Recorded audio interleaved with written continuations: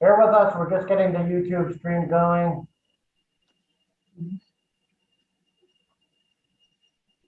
I'll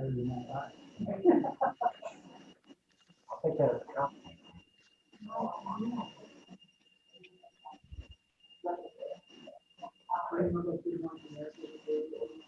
Well, let's just start over from Alderman, so IDA going. Okay, we'll call the meeting to order. Approve the minutes we got was what, I make a motion, we approve the minutes as submitted. I second. on favor? Okay, Aye. Aye. next, We'll have 3 on the agenda, resolution authorizing EFPR for audit services. So the audit committee met this morning and we recommend going with 3 years as with EFPR. I second. on favor? Aye. Aye. 3 on the agenda, resolution authorizing EFPR for audit services. Sorry, there was the YouTube station was playing in the background and we were getting an echo. Technology, the fun of live streaming and recording meetings. Thank you. So we are on number 3. And Pam, I'm sorry to cut you off. You were elaborating. Yep, the audit committee recommends going with EFPR for a 3-year term. I make a motion, we accept as proposed. I'll second. This is Kay. On favor? Aye. Aye. Any opposed? Okay, next,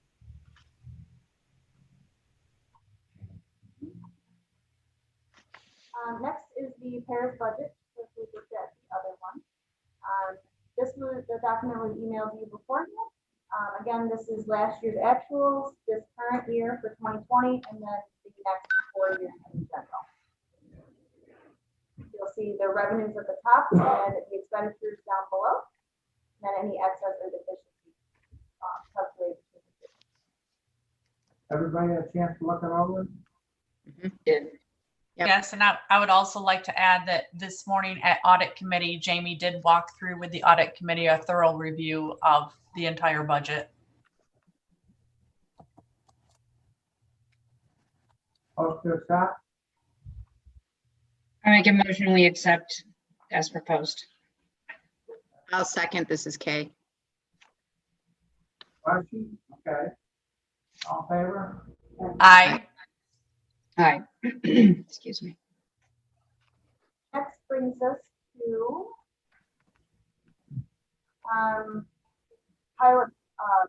pilot payment season. So pilot invoices were generated September 1st, the due date for October 1st. These are for IDA billed pilots. There's a couple non-IDA bills still within jurisdictions. Those invoices were sent to each taxing jurisdiction to in turn be sent to the customers for the jurisdiction to receive funds independently. The top figure here is the income that was invoiced out. This is what we've received thus far, and the outstanding amount as of right now is here, with any late payments here. We have spoke to each one of these companies, and we're expecting checks today or Monday. Down below, there's combined totals of IDA bill pilots and non-IDA bill. These are the jurisdictions, schools, libraries, and villages, and the county. The total amount they're going to receive in pilot payments and any tax exemption impact that they receive in turn having a pilot as opposed to on tax rolls. It helps them calculate tax cap and reporting to the state. Any questions on the pilot? I don't have any questions. And for me.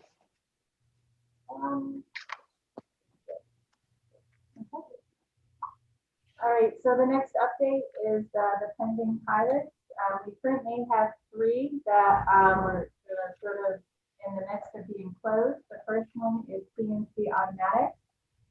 That one, we are currently getting comments from council. So that is moving forward and we should be closing that shortly. The next one is the home leasing solar project, similar to CNC. They're currently getting review from council for our IDA documents, and you should see that closing probably relatively soon, probably early November. The third one is Case Electronics, our S&Z Next Step, and that closing should take place mid to late November. So that is the status of our three pending pilot projects that we have out there. We currently don't have any applications right now. We thought we had one, but it's sort of on hold right now. But so right now we don't have any current pilot applications in the office. Any questions? No. No question. Anything else? Yes. I have two things. The IDA owns property in the town of Ontario in the business park. One is a 10-acre parcel that we are currently getting a wetland delineation on as a precursor to pending or potential transaction. And we own a 30-acre parcel north of that, north of Arbec in the same business park that I have a interested party. And in order to facilitate those transactions, I think it would be appropriate for us to get an updated appraisal on those properties, which is essentially part of how we justify our transaction costs, which we are required to do through our reports to the ADO office. So I really just a heads up that I will be engaging an appraiser to get appraisals on both of those parcels as precursors to pending or potential transactions. The other part, the other update I should say, is related to the same business park in the town of Ontario. There is so if you come off Route 104 into the business park, you are on Dean Parkway, and then there is a road extending east to Intergrove, it's named Timothy Lane. Been discussing expansion of that business park with the town and the property owners within that park going west for over a year, and had a meeting yesterday with the property owners,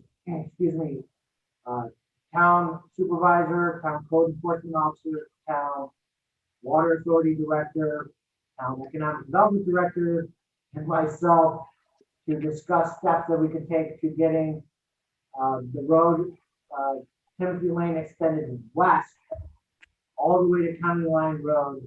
That will provide a second means of access to the business park and open up roughly 96 acres for additional development within that business park.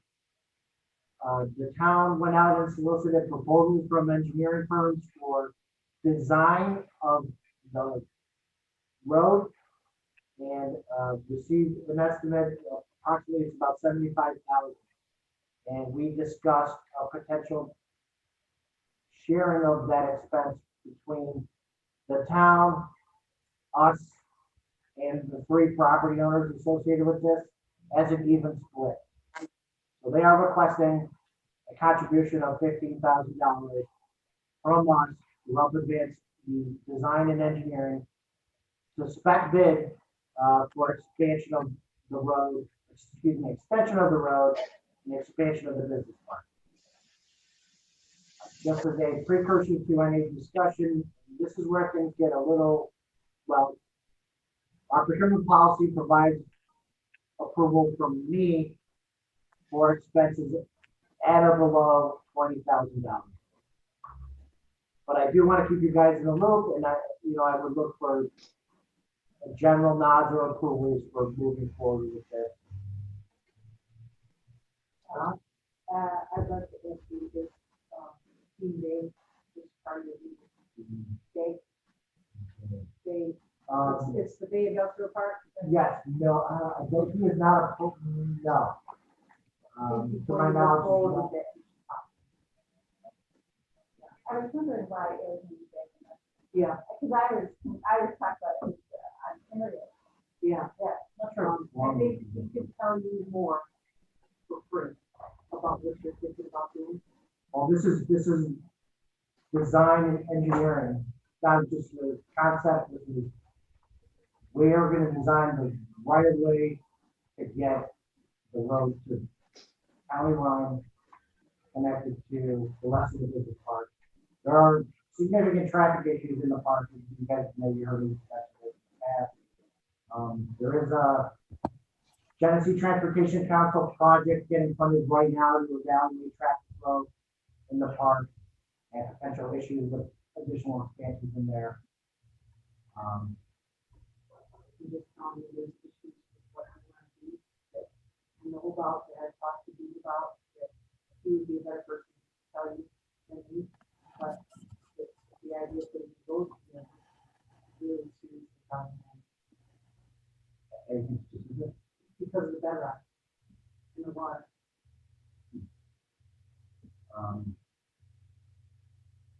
He was saying, and I was, certainly involved in it, it was coming straight across 104 from Lincoln Road, coming in that way works.